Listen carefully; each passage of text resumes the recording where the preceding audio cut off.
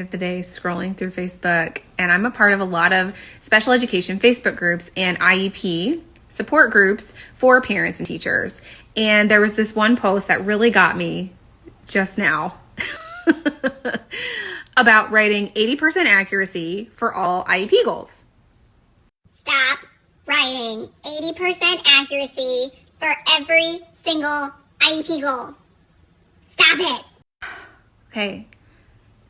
Not calling anyone out here because I have done it. I will throw myself under the bus. I will not throw anyone else under the bus except for myself. I have done this. It is like a teacher rite of passage that we need to stop. However, the teacher said, don't let that IEP team put 80% for literacy goals. They should know this closer to 95%. This was a 7th grade student. Now, hear me out. There are some IEP goals that should be written to 100% accuracy. Goals include safety, number recognition, being able to count, letters, sounds, what the letters are, being able to write your name.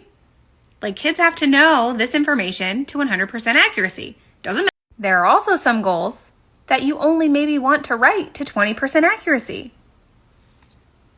But how do you figure this out?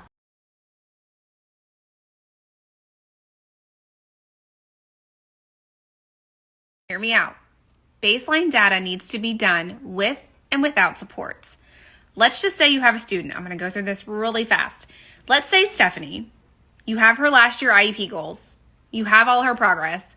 On average, she made about 40% increase in the skill over that last annual year.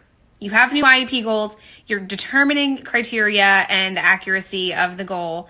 And you're like, all right, she should be able to do this goal with 90% accuracy, but the baseline data says she can only do it with 20.